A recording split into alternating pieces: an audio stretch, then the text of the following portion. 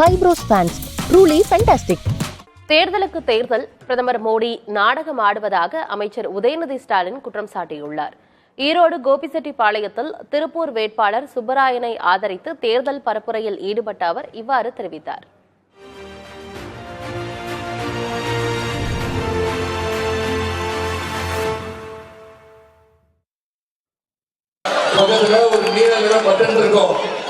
அந்த பட்டன்ல அமைக்கிறீங்கல்ல போடுறீங்கல்ல ஓட்டு, அதுதான் மோடிக்கு வைக்கிற வேண்டு.